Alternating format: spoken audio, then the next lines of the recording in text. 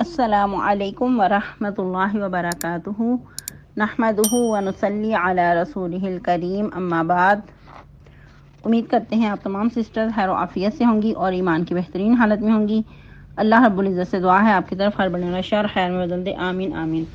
پیاری سسٹرز، ہم لوگ سورہ نساء کی آیہ مبارکہ 165 تک ترجمہ تفسیر پڑھ چکے تھے۔ آج کا لیسن آیہ مبارکہ 166 سے سٹارٹ کریں گے اور آیہ مبارکہ 170 تک پڑھنے کی کوشش کریں گے۔ تو آئیے لیسن سٹارٹ کرتے ہیں۔ رب اشرح لی صدری ویسر لی امری واحلل عقدۃ من لسانی یفقہوا قولی۔ اللہم بارک لنا فی اوقاتنا، اللہم فقہنا فی الدین، اللہم انی اسألک الہدی والتقی والعفاف والغنی، اللہم الہمنی رشدی واعذنی من شر نفسی۔ اعوذ باللہ من الشیطان الرجیم، بسم اللہ الرحمن الرحیم۔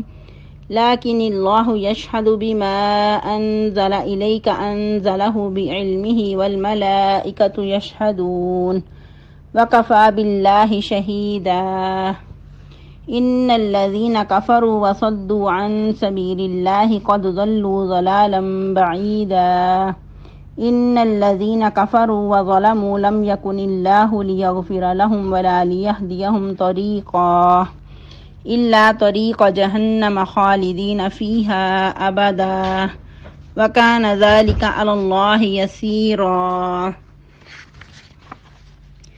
یا ایہا الناس قد جاءکم الرسول بالحق من ربکم فآمنوا خیرا لکم وَإِن تَكْفُرُوا فَإِنَّ لِلَّهِ مَا فِي السَّمَاوَاتِ وَالْأَرْضِ وَكَانَ اللَّهُ عَلِيمًا حَكِيمًا۔ ٹرانسلیشن: لیکن اللہ یشہد بما انزل الیک انزلہ بعلمہ، لیکن اللہ تعالیٰ گواہ ہے اس چیز پر جو اتارا اس نے آپ کی طرف، کہ اتارا ہے اس نے اس کو اپنے علم سے۔ والملائکۃ یشہدون، اور فرشتے بھی گواہ ہیں۔ وکفی باللہ شہیدا، اور گواہی کے لیے اللہ ہی کافی ہیں۔ ان الذین کفروا وصدوا عن سبیل اللہ، بے شک وہ لوگ جنہوں نے کفر کیا اور وہ روکتے ہیں اللہ کے رستے سے، تحقیق وہ گمراہ ہو گئے، گمراہی دور کی۔ ان الذین کفروا وظلموا، بے شک وہ لوگ جنہوں نے کفر کیا اور انہوں نے ظلم کیا، لم یکن اللہ، نہیں ہے اللہ تعالیٰ، لیغفر لہم، کہ ان کو بخش دے، ولا لیہدیہم طریقا، اور نہ ان کی رہنمائی کرے گا سیدھی رستے کی طرف، الا طریق جہنم خالدین فیہا ابدا، مگر جہنم کے رستے کی طرف کہ ہمیشہ ہمیشہ رہیں گے اس میں۔ وَكَانَ ذَلِكَ عَلَى اللَّهِ يَسِيرًا، اور ہے یہ اللہ پر بہت ہی آسان۔ یا ایھا الناس قد جاءکم الرسول بالحق من ربکم، اے لوگو تحقیق آ چکے تمہارے پاس رسول حق لے کر تمہارے رب کی طرف سے۔ فآمنوا خیرا لکم، تو ایمان لے آؤ بہتر ہوگا تمہارے لیے۔ وَإِن تکفروا، اور اگر تم کفر کرو گے، فإن للہ ما فی السماوات والارض، اور اگر تم کفر کرو گے تو بے شک اللہ کے لیے ہے جو کچھ آسمانوں میں ہے اور زمین میں ہے۔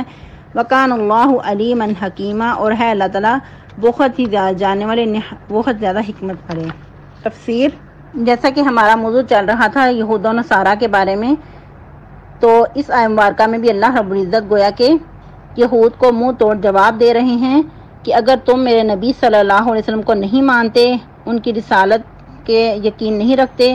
اس کا انکار کرتے ہو، اس سے آپ صلی اللہ علیہ وسلم کی شان میں یا قرآن کی سچائی میں کوئی فرق نہیں پڑتا۔ قرآن کی جو شان ہے، جو آپ صلی اللہ علیہ وسلم کی شان ہے، جو آپ صلی اللہ علیہ وسلم کا مقام ہے، وہ اللہ کے ہاں ثابت ہو چکا، کیونکہ اللہ رب العزت خود اس بات کے گواہ ہیں کہ جو کچھ اس نے اتارا ہے آپ کی طرف، اس کو اپنے علم سے نازل کیا ہے۔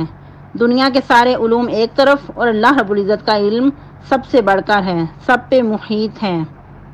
یعنی اللہ رب العزت نے جو کچھ نازل کیا ہے بذریعہ وہی آپ صلی اللہ علیہ وسلم کی طرف نازل کیا ہے، اس کو اپنے علم کاملہ کے ذریعے نازل کیا ہے، اور اس بات کی گواہی فرشتے بھی دیتے ہیں، جس طرح قرآن کے ایک اور مقام پہ بھی آتا ہے کہ اللہ کی وحدانیت پہ اللہ بھی گواہ ہیں اور فرشتے مقرب بھی گواہ ہیں۔ اور پھر مزید یہ کہ اللہ رب العزت نے اپنے علم سے نازل کیا ہے۔ اللہ رب العزت کو اس بات کا بخوبی علم تھا کہ اس قرآن کا اہل کون ہے۔ اللہ رب العزت نے اپنے علم کے مطابق اس قرآن کو آپ صلی اللہ علیہ وسلم کے لیے منتخب کیا، آپ صلی اللہ علیہ وسلم کے قلب اطہر کے لیے اس قرآن کو چنا۔ اور پھر مزید فرشتوں کو گواہ کس لیے بنایا گیا؟ کیونکہ فرشتے بہت اہم امور کے لیے معمور ہیں۔ کائنات کے جو مختلف نظامات کہ اللہ تعالیٰ نے ان کے سپرد کیے ہیں، اللہ کے حکم سے یہ سر انجام دے رہے ہیں، اور ساتھ یہ بھی بتا دیا کہ فرشتوں کی گواہی بھی ضرورت نہیں ہے کیونکہ اللہ ہی گواہی کے لیے کافی ہیں۔ اور اس آیت مبارکہ سے یہ بھی پتہ چلا کہ یہ قرآن مجید علم الہی کا مخزن ہے، وہی کے ذریعے ہی انسان کو ایسی باتوں کا علم ہوتا ہے کہ جن کا اس کے علاوہ کوئی ایسا ذریعہ نہیں تھا کہ اس کو جانا جاتا۔ بہت سے معاملات ایسے ہیں کہ جو قرآن مجید کے ذریعے انسان کو پتہ چلتے ہیں، اور بار وقت نبی صلی اللہ علیہ وسلم کی اس کی اطلاع ہو جاتی رہی، جس طرح کے بعض اوقات جنگی حالات ہوتے یا دشمنوں کی طرف سے کوئی ایسی سازشیں ہوتی، جیسے کہ ہم پہلے بھی بہت سارے واقعات، بہت سارے جنگی حالات پڑھ چکے ہیں، تو بر وقت نبی صلی اللہ علیہ وسلم کو دشمن کے حالات کی اطلاع دے دی جاتی، اور پھر مزید کہ مسلمانوں کو کیا کرنا ہے، ہنگامی صورت میں کس طرح کے اقدام کرنے ہیں، یہ سب کچھ اللہ رب العزت قرآن مجید میں ہی پیشین گوئیاں نازل فرما دیتے۔ مزید انسان کی تخلیق مراحل اور اس کے علاوہ انسان کے مرنے سے پہلے کے حالات اور مرنے کے بعد کے حالات، قیامت کے بارے میں اور جنت دوزخ کے بارے میں، تمام حالات جو اس طرح کے امور ہیں اور وہی الہی سے ہی انسان کو پتہ چلتے ہیں۔ اس طرح کے جتنے بھی حالات ہیں اس بات پہ دلالت کرتے ہیں کہ اللہ رب العزت نے اس قرآن مجید کو اپنے علم سے ہی نازل کیا ہے، اور اس سے یہ بھی پتہ چلتا ہے کہ اللہ کے علم کی کوئی وسعت نہیں، یعنی کہ وسعت کی کوئی حد نہیں ہے، لا محدود اللہ کی علم کی وسعتیں ہیں۔ مزید اللہ رب العزت فرما رہے ہیں ان الذین کفروا وصدوا عن سبیل اللہ قد ضلوا ضلالا بعیدا، کہ بے شک وہ لوگ جنہوں نے کفر کیا، یعنی کہ جو کچھ اللہ رب العزت نے بیان کیا ہے، اگر یہ لوگ پھر بھی انکار کرتے ہیں اور پھر بھی اللہ کے راستے سے روکتے ہیں تو کیا ہے کہ ایسا کر کے وہ گمراہی میں بھٹک رہے ہیں، اور گمراہی بھی ایسی کہ دور کی گمراہی میں جا پڑے ہیں جس سے واپسی کا کوئی راستہ موجود نہیں ہے، توقع ہی نہیں کی جا سکتی کہ ان کو واپسی کی کوئی راہ ملے۔ تو ادھر بھی یہود کے بارے میں ہی بات ہو رہی ہے، جیسا کہ پہلے بھی ہم پڑھ چکے کہ یہ لوگ نہ تو خود نبی صلی اللہ علیہ وسلم کی رسالت کو مانتے اور نہ لوگوں کو ہی آپ صلی اللہ علیہ وسلم کی رسالت کو قبول کرنے دیتے، رخنا اندازی کرتے، شک و شبہات پیدا کرنے کی کوشش کرتے۔ جو بھی کوئی آپ صلی اللہ علیہ وسلم کی رسالت کو ماننے کے لیے تیار ہوتا یا اس میں غور و فکر کرتا تو ایسی رکاوٹیں پیدا کرتے، ایسے شک و شبہات پیدا کرتے کہ کوئی اس طرف راہ ہی نہ لے، طرح طرح کی باتیں کرتے کہ جو صفات ہماری کتاب میں موجود ہیں یہ وہ نبی نہیں ہے، وہ نبی کی صفات تو کچھ اور ہیں، یا یوں کہتے کہ نبوت کا جو سلسلہ تھا وہ تو پہلے نبیوں تک ختم ہو چکا، مثلا ہارون اور داؤد علیہ السلام تک، یا پھر مزید کہ جو موسیٰ علیہ السلام کی لائی ہوئی شریعت تھی وہ منسوخ نہیں ہوئی، اسی کو مانیں گے۔ باقی جو نبی صلی اللہ علیہ وسلم بتا رہے ہیں، جو یعنی کہ شریعت کا دعویٰ یہ کر رہے ہیں نبی، یہ حقیقت میں یہ نہیں ہے، بلکہ جو پہلی شریعت ہے، پہلے ہی جو قانون ہے اسی پہ عمل کیا جائے گا۔ تو اس طرح کی باتیں کر کے دوسروں کو اللہ کے راستے سے روکنے کی کوشش کرتے، تو انہی کے بارے میں اللہ تعالیٰ فرما رہے ہیں کہ یہ خود بھی گمراہ ہو گئے اور دوسروں کی بھی گمراہی کا سبب بن رہے ہیں۔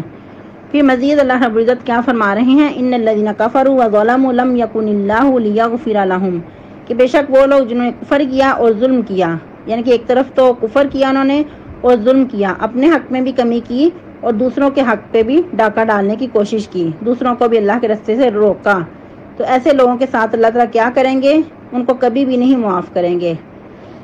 ان کا یہ بہت بڑا ظلم تھا کہ جو آپ صلی اللہ علیہ وسلم کی صفات ان کی کتابوں میں موجود تھی اس کو انہوں نے چھپایا، اور آپ صلی اللہ علیہ وسلم کی رسالت پہ ایمان بھی نہ لائے، نہ خود تسلیم کیا اور نہ دوسروں کو تسلیم کرنے دیا، تو یہ ان کا بہت بڑا ظلم تھا۔ تو اللہ تعالیٰ فرما رہے ہیں کہ جان بوجھ کر انہوں نے ایسا کیا تو اللہ تعالیٰ ان کو کبھی بھی معاف نہیں کریں گے اور نہ ان کو سیدھے راستے کی طرف آنے کی توفیق دیں گے، مگر ان کی جو رہنمائی ہے، جو ان کا راستہ ہے وہ جہنم کی طرف ہے، الا طریق جہنم، اگر ان کو اللہ تعالیٰ جہنم کی طرف رہنمائی کریں گے، مزید ان کی گمراہی میں اضافہ ہی ہوتا جائے گا، خالدین فیہا ابدا، جس میں وہ ہمیشہ ہمیش رہیں گے، کبھی بھی وہاں سے خلاصی نہیں پائیں گے، کبھی بھی نکلنے کی کوئی راہ نہیں ہوگی۔ وکان ذالک علی اللہ یسیرا، اور یہ اللہ پر بہت ہی آسان ہے، کیونکہ اللہ تعالیٰ کو کوئی عاجز نہیں کر سکتا، یہ اپنی گمراہی میں خود ہی بھٹکتے جا رہے ہیں، اس کا اللہ کو کوئی بھی نقصان نہیں،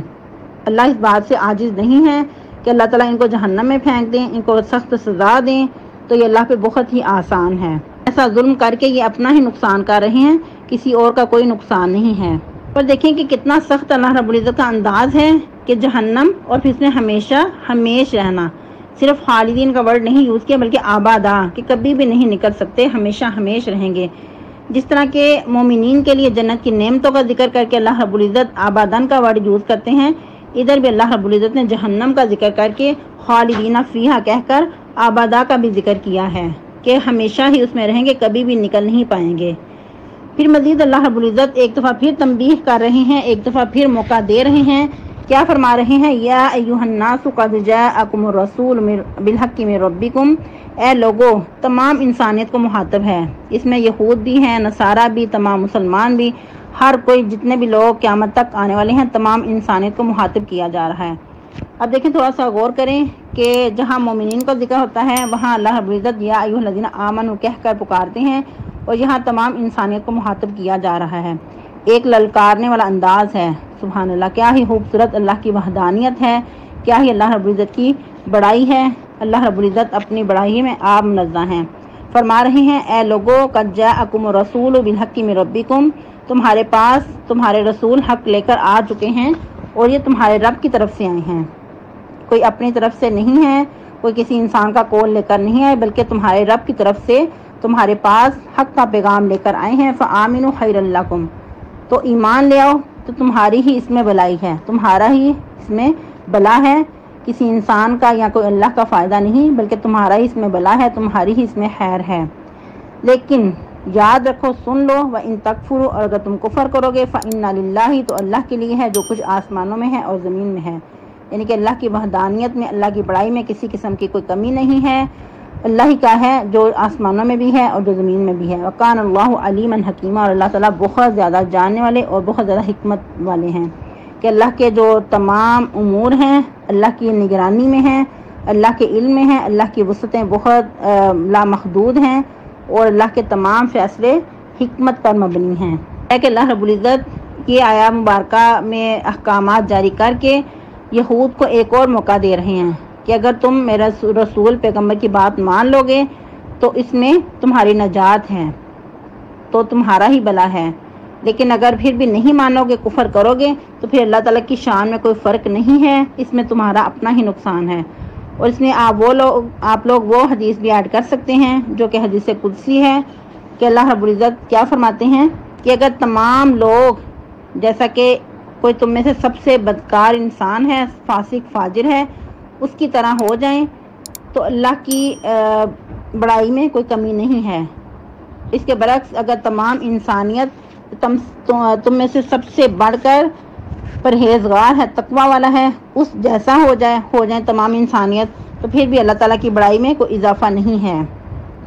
یعنی تمہاری گمراہی سے نہ اللہ کا کوئی نقصان ہے اور نہ تمہارے ایمان لانے سے اللہ کے بڑائی میں کوئی اضافہ ہے۔ پھر اس میں مزید وہ آیہ مبارکہ بھی آپ یاد کر سکتے ہیں۔ اللہ رب العزت فرماتے ہیں، ما یفعل اللہ بعذابکم ان شکرتم وآمنتم وکان اللہ شاکرا علیما، کہ اللہ تمہیں عذاب دے کر کیا کریں گے اگر تم شکر کرو گے اور ایمان لاؤ گے، کیونکہ اللہ تعالیٰ تو بہت ہی زیادہ قدر کرنے والے اور خوب علم رکھنے والے ہیں۔ سبحانک اللہم ربنا وبحمدک، نشہد ان لا الہ الا انت، نستغفرک ونتوب الیک۔ والسلام علیکم ورحمۃ اللہ وبرکاتہ۔